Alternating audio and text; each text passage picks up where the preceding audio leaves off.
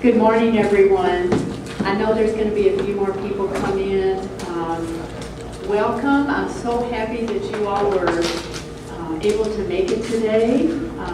We are so pleased to have Eric Baker speak with us today on internet safety, social media, addiction, on and on. Eric is in private practice with Avenues Unlimited Counseling Center off Taylorsville Road, and he can give you some information about his practice. I wanted just to say a few things briefly as an intro. I had the occasion to hear Eric speak over the last year and a half, and it was actually in some high school education and training. And I thought, this is such important information, and I'm so eager to have him speak with us because I think the issues he addresses really relates to kids on a much younger age level. I can tell you, as recent as a couple of years ago in middle school, a young guy came in my office and said, "Miss Salem, I need to talk with you." And I was like, "Great, what is going on?" And he said, "I think I'm addicted to gaming." And my first thought was, I was just in awe, thinking that a middle school boy would know what he was doing, and then also secondly, that he thought it was important enough to come and talk with me about.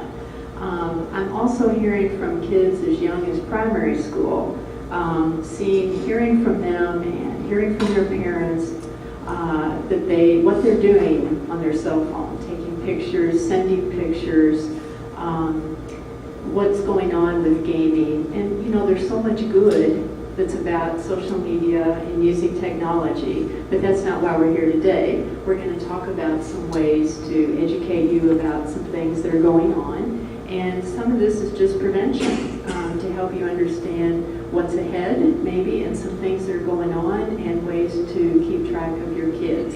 So what I wanted to share with you also is that each year, at least twice a year, we provide education, prevention education I call it, to all our kids starting in grades 1 and 2 all the way to 8, at least twice a year on internet safety, social media, those types of subjects. And Miss Ray, who is with us today works with the kids in her technology classes every year, grades 1 through 6, educating them about internet safety, digital citizenship topics, and they're covered in their computer classes. Ms. Snyder works with the 7th and 8th graders and gives them the cyber safety course on Gaggle before they can log in. So they have to watch a series of videos and answer questions before Gaggle allows them to access. And this year we are setting up some education sessions again, which we have for the last probably at least 3 years with Lori Ferris from the governor's in Frankfurt internet safety classes. So I wanted to share that with you because sometimes we hear speakers come, we're thinking, what's going on with the kids, So we're happy to have you all here, and I'd like to introduce Eric Baker. He can tell you a little bit more about himself.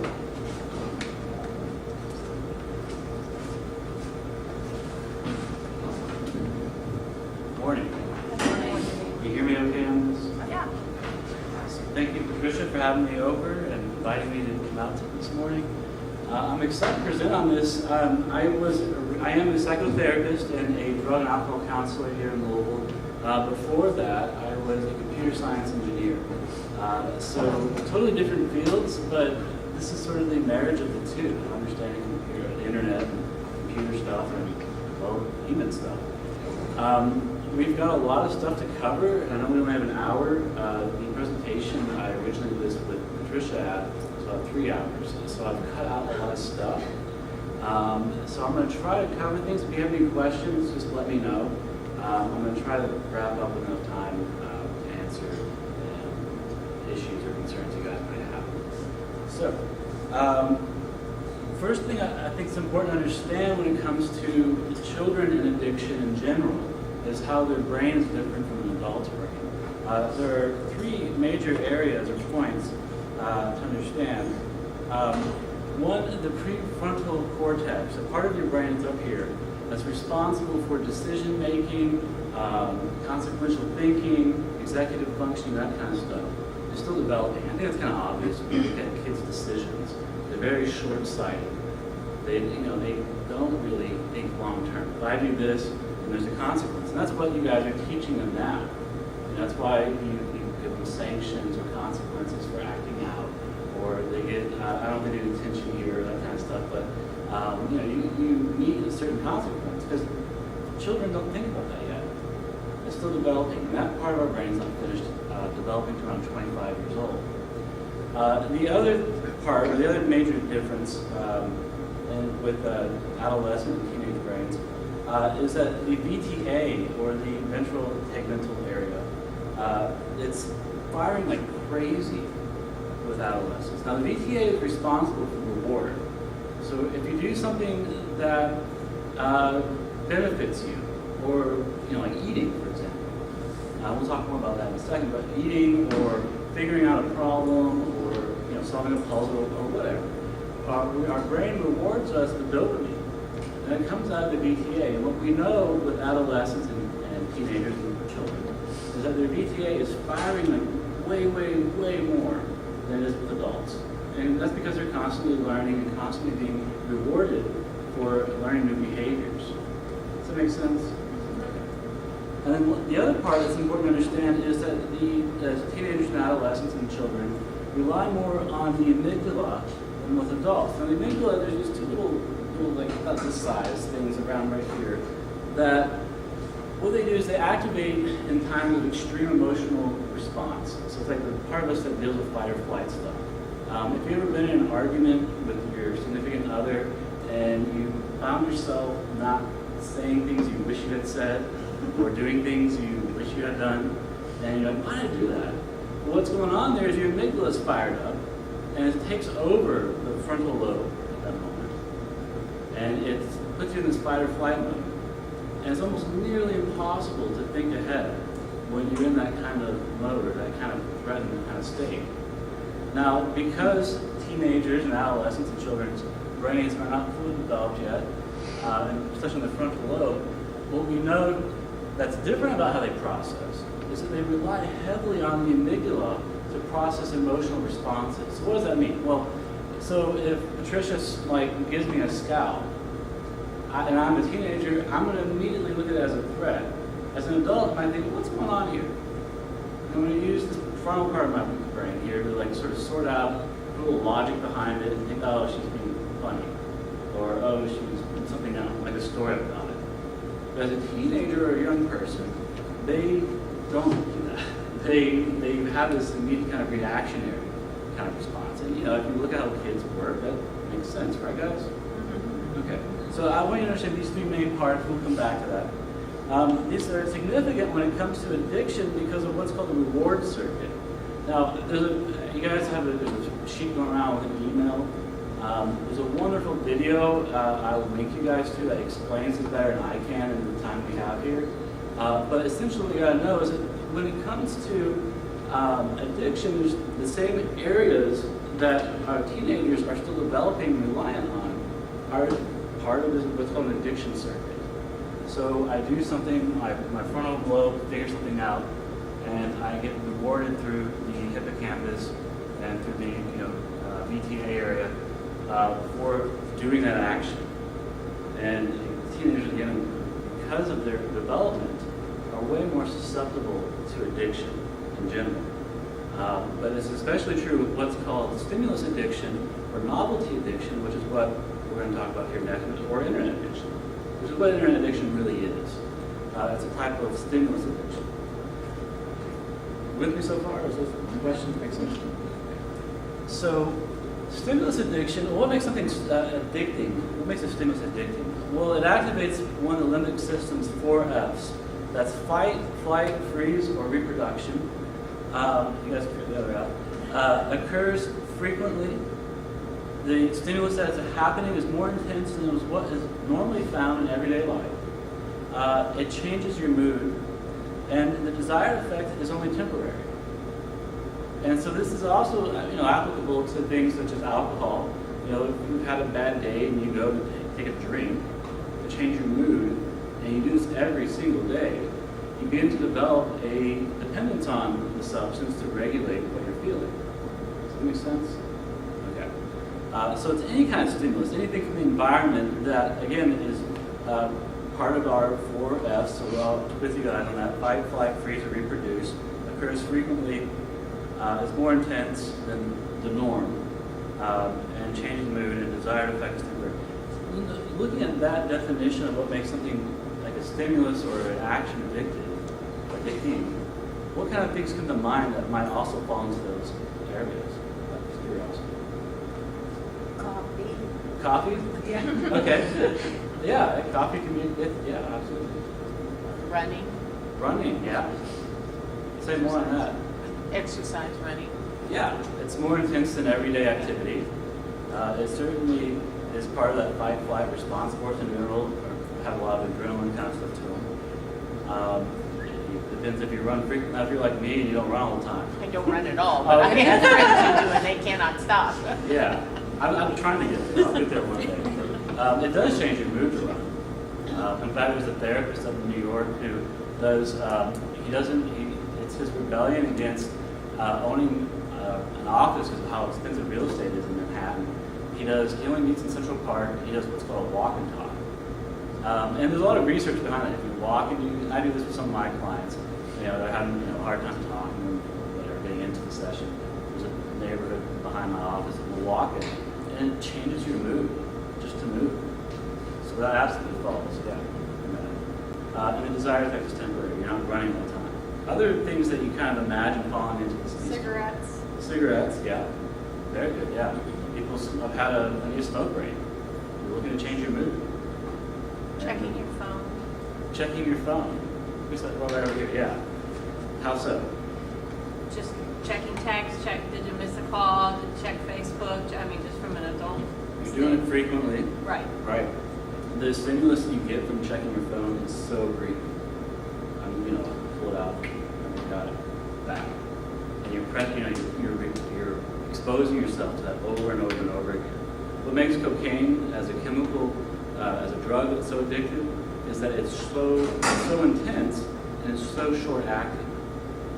So other drugs like marijuana, for example, desired effects about 2 hours. With cocaine, you're seeing 20 to 30 minutes, something like that. So you're having to use it more and more. So let's keep this in mind.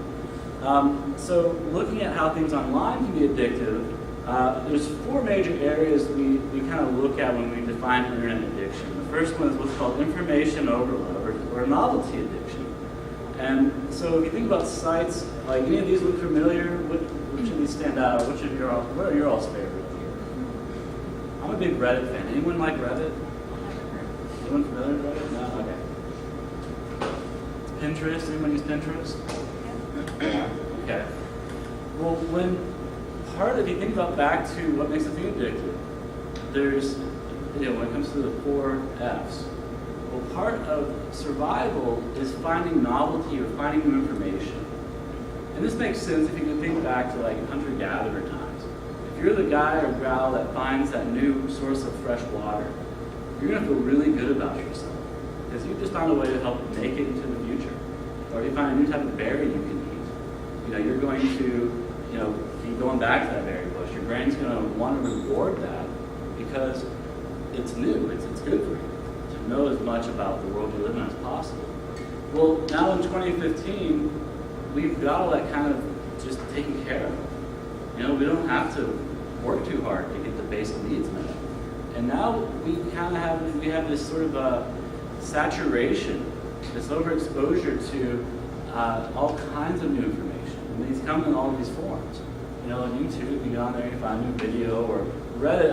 Like I said, I'm a Reddit fan. It's a discussion forum of anything. If you want to learn anything about anything, you can go on Reddit and there'll be some expert on there talking about it. It's amazing. Twitter is this constant feed of social information. Pinterest, it's like learn a new recipe or learn a new, like how, my wife uses Pinterest, how to make a wreath or whatever. That's new information. That's something that can become addictive. Does that make sense? How you see how that applies to the Reddit? Other things that can be, let's see.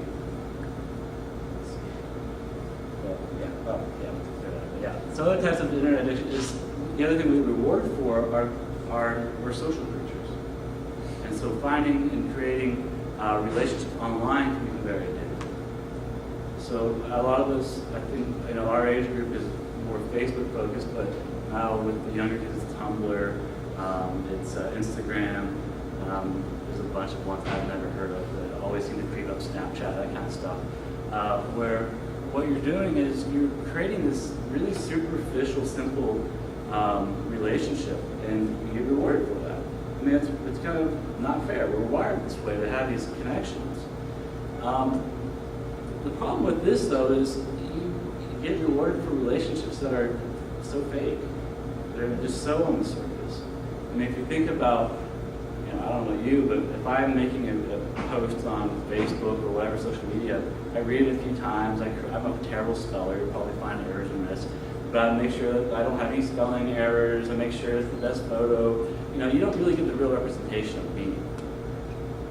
So the way you connect to me online is how I want you to connect to me, not who I really am. And that's the case for all of us, I think. None of us are going to, you're always going to put your best foot forward. It's kind of awkward to put something otherwise online. You don't get as many likes or as much attention for it. So again, we kind of get connected to, or we relate to others in a way that's not real. It's a big problem. Let's see.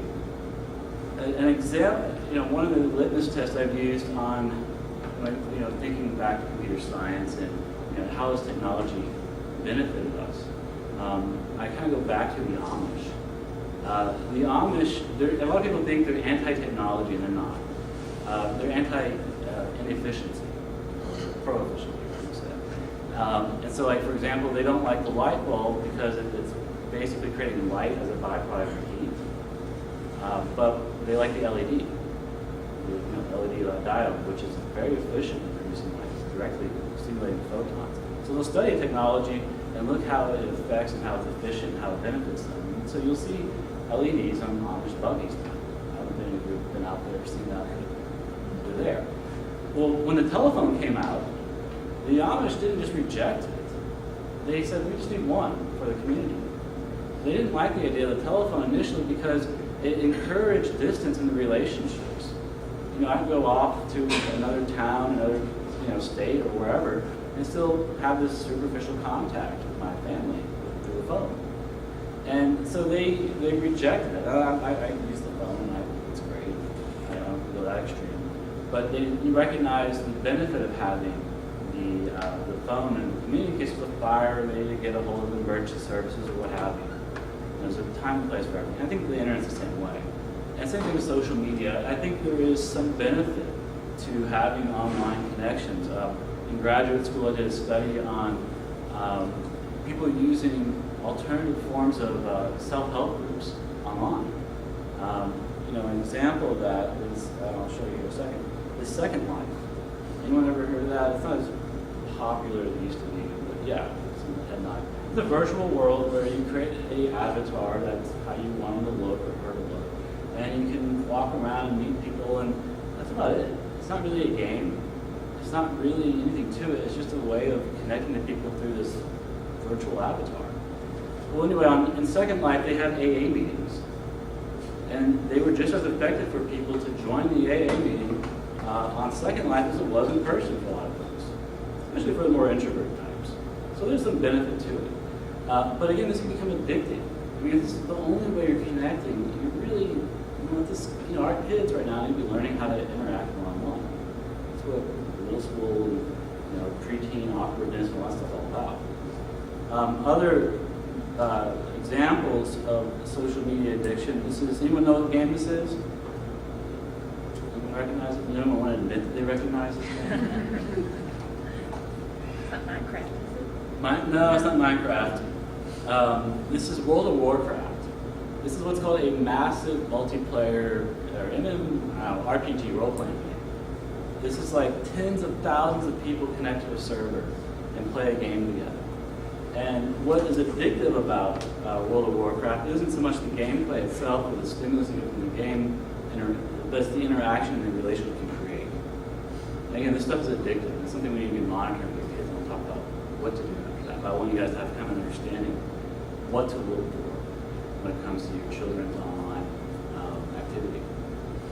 So, Other types of addicting stimulus, compulsions. So gambling is what's considered a compulsive addiction. And gaming can be the same way. Video game manufacturers have hired psychologists to figure out how to get people to play their game more and more and more, and spend more money playing the game. Anyone familiar with this screen? Anyone play Candy Crush? Yeah, okay, see some head nodding, yeah. What are they doing here when you see that screen? What happens? I really don't know the answer to that. Oh, okay. But that screen, Oh, well, when does the screen come up? Do you recognize that? when you need more lives. Yeah, when we're live. Oh, okay. So like you play Candy Crush. I mean, I've played it for a minute. It wasn't my thing, but you play it and then you get through so many levels or whatever at first. You're like, oh, this is really kind of fun and interesting. And then all of a sudden you start failing. They make the levels really hard all of a sudden, and you run out of lives where you can't get to the next level. And to play next, you have to either wait like a day, or you get more friends to like on Facebook, or for just a low price of $1, you can keep playing that moment. Candy Crush has made just boatloads of money this way. And this is, so psychologists have been this is them taking psychology on this. People want that instant gratification. They create a frustration wall or paywall that you can buy or get out of. And so, if you have children playing iPhone games and they're free, you really need to be watching that.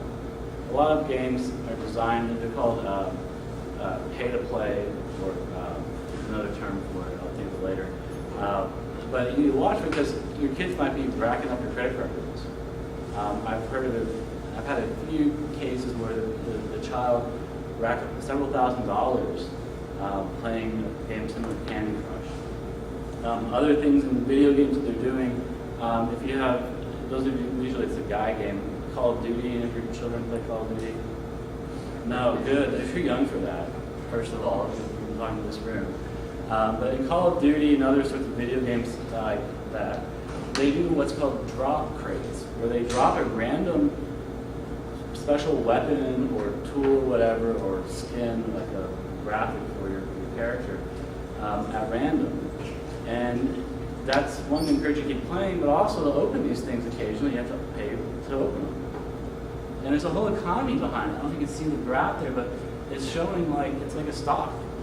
And people trade these things like real items. And some of these games, like World of Warcraft, who did this as well, they have their own currency that translates to a dollar value. It's nuts.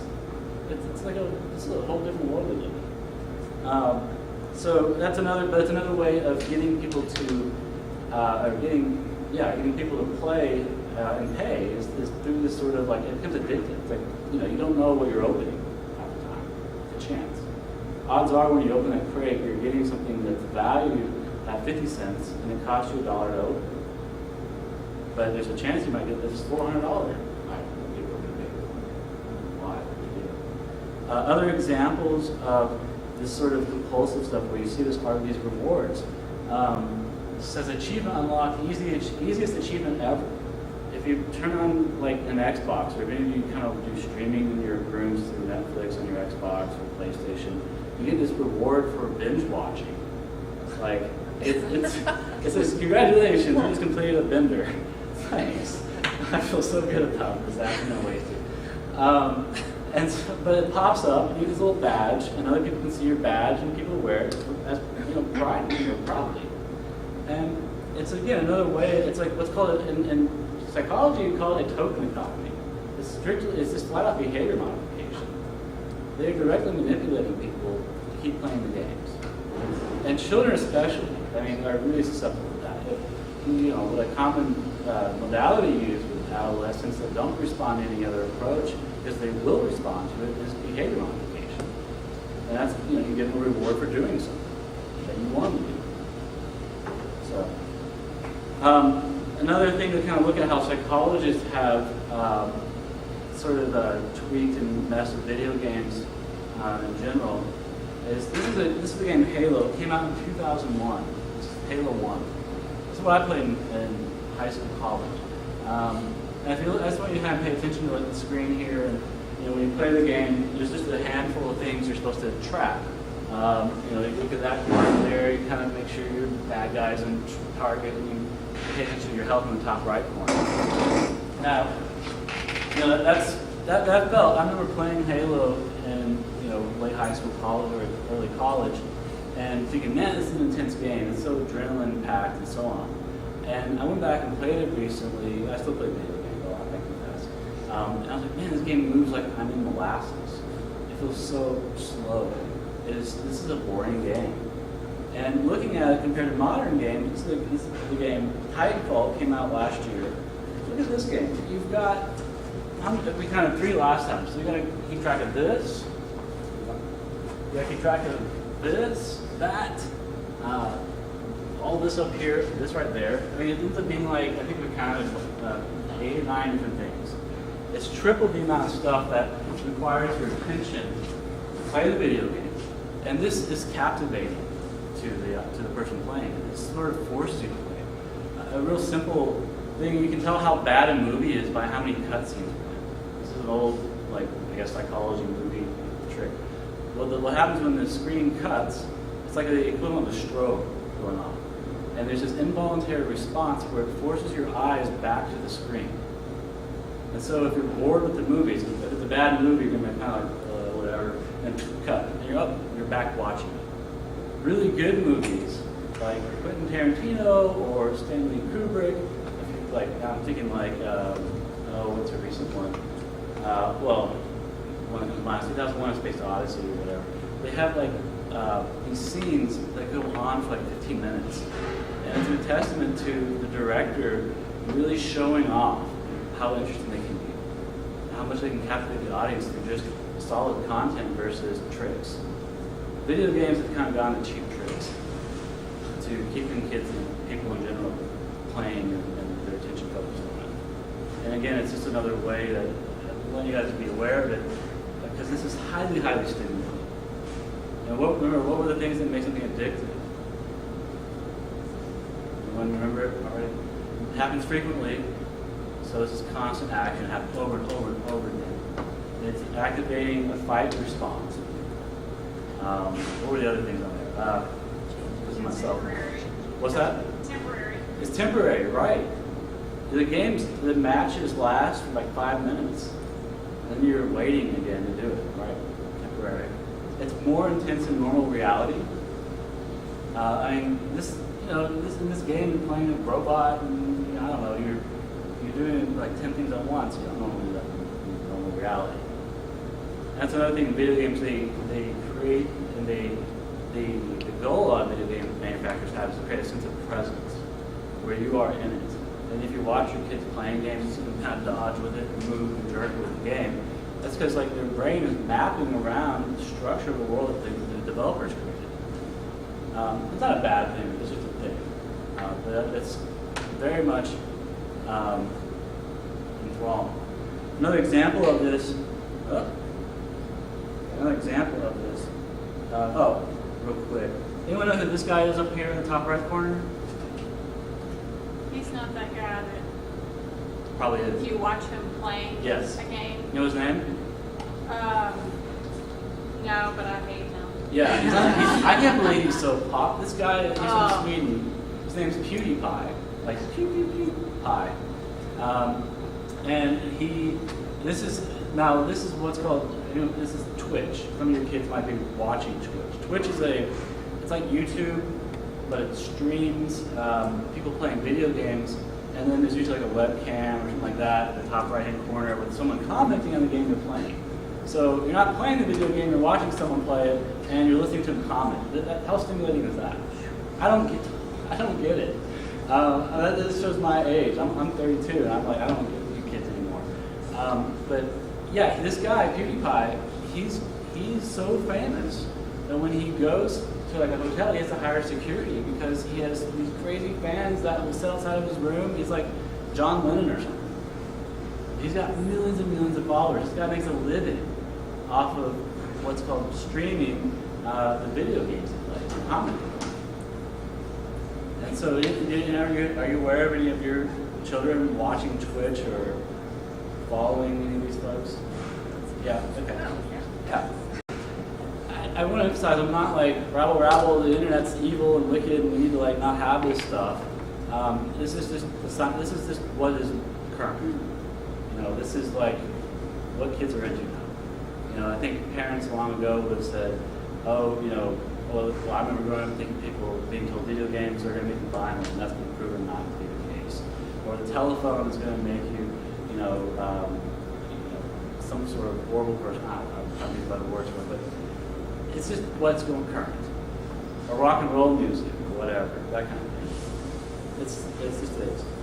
Another example, though, where we sort of try to cram as much stimulus that you guys are probably more familiar with, is news. This is Walter Cronkite over here, and this is all you saw when he was on air in the 60s, 70s. On the right-hand side, that's like just your news network. I mean, we've got like a ticker at the bottom, the weather report, so on and so on, stock market stuff.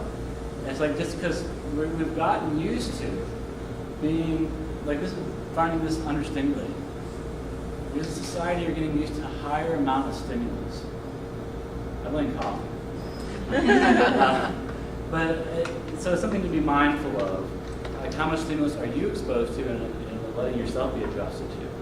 You know, I think we're used to very high-paced work lifestyles. You're working beyond 40 hours a week, and when you're working, you're answering emails and texts, and you're just doing a million things at once. And this is addictive. So, just information. I have a question. Yes, sir. Now I'm curious what your thoughts or what the academic thought is about the long-term impact of that. You put up Tightball in there. Yeah. My son plays Tightball. I've seen him play it. Yeah. It's when you talk about how intense it is and how many different things you have to keep track of. Right. And I've tried to play games with my son sometimes, and he kills Right. me, absolutely destroys me because he can keep track of all that stuff. But I'm curious. So in some ways, there's a potential benefit to being able to have your mind do a lot of different things. I'm curious. There's not really, actually. I'm curious what the long-term thoughts are Yeah. on that. How old's your son, by the way? He's 12. 12, okay. Well, there's several longitudinal studies coming out where they studied like children of different generations, and it's going to be a while before we know the true impact of this is new stuff that we're kind of looking at in new areas of research. When I put this presentation together, there really wasn't a whole lot of solid information on what sort of effects we're seeing. Where the stage we're in now in terms of internet addiction is defining it. We've got a solid definition of what it looks like and what defines the internet addiction, but in terms of effects, that's yet to come. I can tell you though, one developmental study, they looked at children that were exposed to television and high stimulus stuff versus children who weren't. And the children that were exposed, or they do exposed to that, are more likely to have ADHD. ADHD is you think about it, it's a literal deficit of attention. And the child finds highly stimulating things to be, like comforting. If you're acting out and you're ADHD, you're bouncing around, fidgeting, or doing whatever, you're self-stimulating. You're doing the equivalent of playing Tightball but in the classroom, but annoying everyone while you're doing it. So I think that's one thing we're going to see. Is it's going to be more young folks and adults coming up with ADHD and other sorts of compulsive or impulsive disorders. Another thing we are seeing is a rise in narcissism when it comes to when it comes to this generation. It's I don't know what we're calling past millennials, but the current generation that's in school and high school and early college actually, they are the first generation to answer. They've done this question or survey since like the 40s or 50s, I think, where they ask, one of the questions is, would you rather be rich or famous? And for the first time ever, it's coming up that people would rather be famous over rich or wealthy.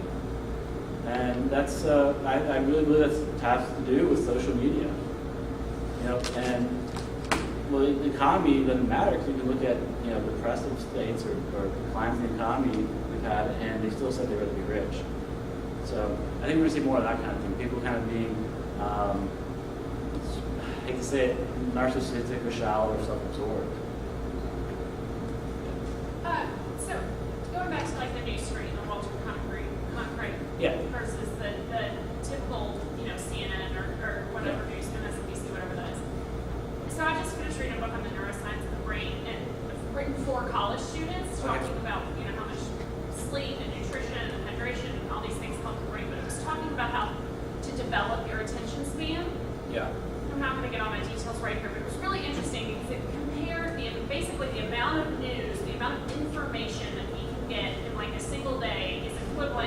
what people Yeah, 150 years ago got in their entire lifetime. that's right. And then like the ability to listen to someone who's just talking, that all of us are becoming less and less capable of it, not just our children.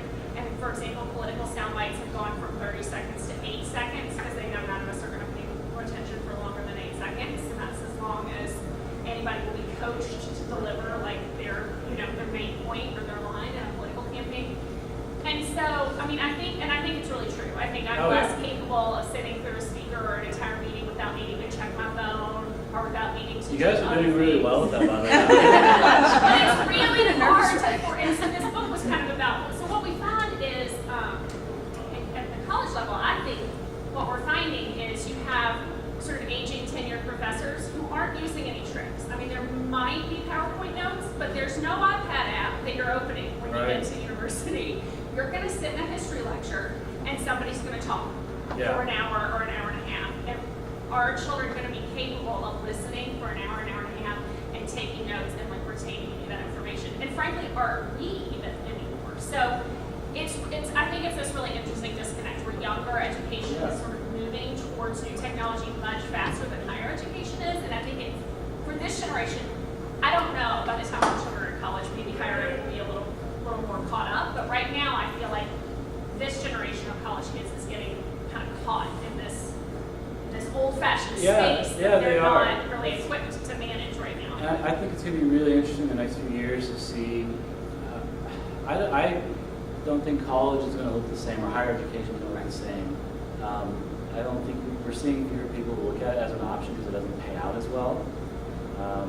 My parents go down to school. There's showing that my parents graduated in the late 60s, early 70s, and my dad did. You could go to school with making minimum wage, a little bit above it, and pay for your tuition each semester, and have money left over. Not possible today. So on top of that, and sort of the way colleges are changing in terms of price and the way that there's a resistance, like you're saying, from senior professors, it'll be really interesting. It's going to have to adapt to the generation, and I think some of that might be a good thing. To your point too, they've also done research showing that people think they're good multitaskers, really aren't. You're really only capable of doing maybe one or two things at a time well. But if you're trying to do this and that, and think you're doing a good job, we don't work that way, we're not wired that way, we're going to be wired that way. And then another point you made I like too is that I do see a lot more, like with something, I can't say a lot more because I'm a really young therapist, but I would imagine. I often find myself telling young folks, asking them, are you waiting or are you listening to what's being said right now? I think we've gotten this habit of waiting for someone to stop talking so we can say our point. And versus like hearing them out, thinking about it, and discussing. Responding. Yeah. Well, that's my message campaign for my college students this semester, is that multitasking is Absolutely. And that when they're trying to study, they need to study. They can't have their phones out and text every 2 minutes, and they can't watch television, and they can't, go back and forth. And it's really hard for them. And I acknowledge, I'm making it clear that I'm not finger pointing because I'm as guilty of multitasking as anybody, but that they have to start acknowledging that they are missing information, and that it'll take them twice as long to learn the information if they don't focus on it. But I just don't know if they're capable. We're becoming less and less capable of it. They're capable. I would argue they're capable. It's a matter of. But it's so much harder. It's going to be right. It's going to take effort. Absolutely. Yeah. Good points. Thank you. Other thoughts? I had a high school junior also, and the iPad that the high schools use, and it's public and private schools both, they all use them, has created so much stress and angst and frustration for my son, because he has to use this thing. He hates the thing. He loves the thing. And it's just, it's a terrible tool for schools to be relying upon so much. I mean, his books are on there, and then in the background, he's got a TV show. He's got all of that going on, multitasking on the tool. Yeah, and it's a matter of teaching someone how to use the tool too. And they're not, and that's the frustration. It's sort of like, a tablet or a phone. It's kind of like a firearm, and you can use it as a tool to, hunt and get food, or yourself, other people did. So you gotta have to have a respect for it that is just now being kind of learned about. You know, it's sort of like we're giving kids this really powerful tool that we don't even know how to use yet. And we teach them how to use it. That's hopefully what we'll maybe give you guys some hints on today. Real quick, we're going to talk about one other type of stimulating or addictive type of stimulus, and that is cyber sex or pornography. I want to touch on this because more and more I'm seeing young 20-somethings, usually males, that are having a hard time in their personal relationships or even being motivated to seek out a relationship. And a lot of this is related to internet pornography and online cyber sex or stimulation surrounded around sex. And more people are not finding themselves motivated to seek out relationships. Usually guys towards women finding, I can get what I need online. And then when they enter a relationship, they have these unrealistic expectations on how sex works or how relationships should work. And it's a major, major problem. A referral source I never expected to be a referral source was a urologist here in town. I have young men that think that they go to the urologist looking for something for impetus here. And it's the guy's like, no, you've got an addiction here. You've got more of an issue that needs to be addressed. And thankfully it's treatable, but it's a major concern. It's absolutely not okay for children to be exposed to pornography. I know a lot of people think, boys are going to be boys, or that there's some level of what would you have done? Well, we didn't have this overflowing reservoir of pornography and other stimulating sexual information coming into our homes. And so I just want to kind of give you guys information. It's really not okay for young folks to be exposed to pornography. It seems obvious, but I'm finding out it's not obvious. Yeah. So I have a 19-year-old, and I don't think this is going on or anything, but do you just have this conversation with them, or It's about what's the best thing to do? The best way to change people's behavior is through education. And say, viewing, I don't know what you're doing, son, but pornography doesn't give you the right idea about how women work, about how relationships work, and it can demotivate you to seeking out personal relationships. And I can give you some resources and stuff. Like, you want to email me some information and I want to read up on it. That's something you want him to have exposure to, so you can educate yourself too. I want to touch on that real quick too. The effects of internet addiction are very similar to any other sort of chemical or otherwise addiction. But you see the additional stuff such as difficulty relating to others. We talked a little bit about that. A lack of motivation. If you think about if I get online and I'm on Pinterest or I'm on one of these social media things, it takes very little effort to get that kind of social stimulus that I otherwise need and crave as a human being. So I have a lack of motivation to seek out those relationships. Poor mood regulation and poor peer relationships. A lot of social stuff is affected through the internet. On top of that, other issues include anxiety, depression, dishonesty, people who are an inability to keep a schedule, a lack of sense of time, and an increase in isolation and agitation. Those are all pretty much standard symptoms you'd see too in any other addiction. So it is a real thing. It's a real addiction. What's really, I find this as a researcher, as a psychologist, it's what's the most fascinating is the vulnerable populations are actually different than what you see with a chemical addiction, especially when it comes to shyness. Let me say the first piece is the different piece. Usually extroversion and gregariousness is a predictor of chemical addictions. If you think about the traditional or stereotypical alcoholic, they're friends with everyone at the bar, buying them drinks and drinking everything everybody gives them. The gregariousness is, kind of exposed to that. But being shy or introverted is more of a risk factor when it comes to online internet addictions. Being gregarious is a preventative or protective factor in this case. So there's an addiction for everyone in 2015. Males are more likely to be addicted to the internet and video games. and ADHD males specifically. And going back to the point I made earlier, it's because of how stimulating it is.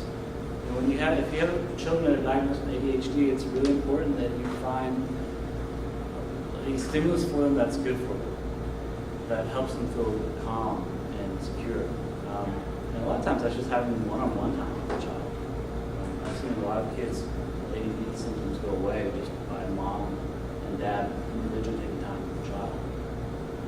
Getting the attention that we're really looking for. Other people that are more vulnerable, people with depression, the reason that I think is because they're withdrawn typically and more isolated, feel depressed, and you have a lack of motivation. And substance abusers. Well, I see that a lot with marijuana use, and especially like the online kind of gaming stuff. So other considerations Patricia had asked that I cover and talk about. I'll do my best. One thing I think is important to look at is when it comes to just how we teach our children how to relate or use these tools, the internet and information, is privacy. And there's an expression that the internet doesn't forget. This is absolutely right. When I went to St. Agnes, and I founded the programming club, the computer science programming club there. It's still active. I'm very proud of that. But I created a website for it at the time that I thought had totally disappeared. Well, it hasn't. And it's right here. And you can find all kinds of stuff through what's called the Wayback Machine. This is my website I made in 2001. I had ericbaker.com. I totally lost it like 3 years. I didn't pay the bill, and some artist grabbed it and won't let go. Whatever. But it doesn't forget. So if you're posting pictures though, and you're posting other personal information and thoughts, there's a machine out there. I guarantee it archive it. If it's online, it's permanent. It doesn't just go away. Just because you deleted a Facebook or photo doesn't mean it went away. And going back to how adolescents and children think, they don't think ahead to being 30-something years old and posting maybe something embarrassing. I don't think I have anything there. But they don't think that far ahead, and that's our job as parents, is to intervene and think for them those times, and to regulate how they use and what they expose online. So I think it might be helpful. Some young folks might show them. The website is archive.org/web, or if you just Google Wayback Machine, it'll come up. You kind of show them just sort of how things maybe you've posted in the past. You might dig it up, so see how it's there. Other considerations, bullying is a problem online. There's a study showing that bullies are not what we thought they were. We a lot of times thought bullies would have lack of self-esteem, and they were reproducing or replicating the sort of pain they had. And what we show now are bullies sort of have this what's the word? Enhanced or this inflated self-worth. So they're the children that aren't meeting consequences. And online, there's really not a way to inflict consequences because of how anonymous things are, or can be, or perceived to be. And so bullying, because when you bully someone, something that naturally stops. So if I'm bullying you, if I'm being mean to you, and you make a sad face, I have empathy. I've learned empathy from my parents and from just being a person. And that stops me. I feel bad about it. But if I'm online and you don't know who I am, I don't really know who you are, and I make some really mean comment about a video you posted, I don't have to experience and witness your effects. Does that make sense?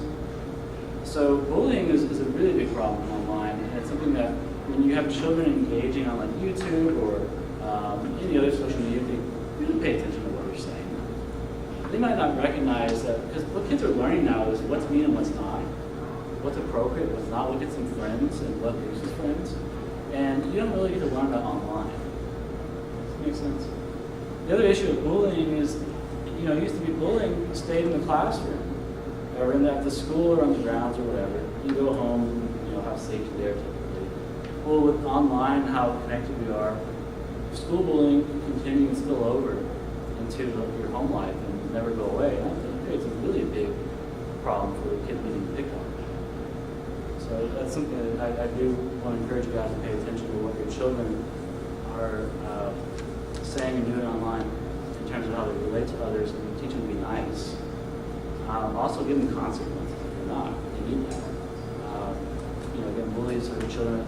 Parents think, oh no, my kid's not a bully, and they keep telling them to keep doing what they're doing covertly. Other considerations: your online reputation. A lot of us act differently when we're online playing video games. I mean, your son, you said he plays Titanfall. He probably acts differently while he's playing Tightball than maybe he does at Thanksgiving dinner. I would say, I'd hope. So online reputation, though, spills over now into our real life stuff, our real life world. A lot of employers I'm hearing about won't hire folks because they saw something on Facebook where the person was really inappropriate. So again, you just got to have some consideration to what's been posted. Other issues to be concerned about are scams and internet predators. Obviously, I think I don't have to go too much into that. I think it's pretty straightforward. So let's talk about what you guys can do. I really like what I didn't know this morning. Patricia said that they do a online kind of like how to use the internet kind of thing for kids safely program, and it goes on for several years. That's wonderful. And you guys, if you feel like you're not really comfortable with your own understanding of the internet, you need to educate yourself and know how to use your best discretion. For example, Google has a nice thing here. I have a link. Maybe I'll email you these links if you want them. But Google has a program online that kind of covers some basics of internet safety. I think it's important parents understand that. I do believe in, especially with young children, that their online be very limited.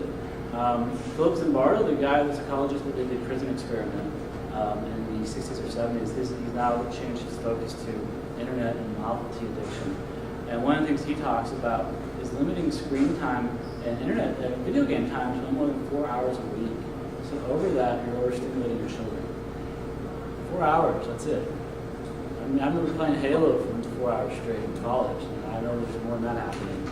So again, being really cognizant of how much time your children spend in front of the TV, playing video games, or on their iPhones or iPads and so on.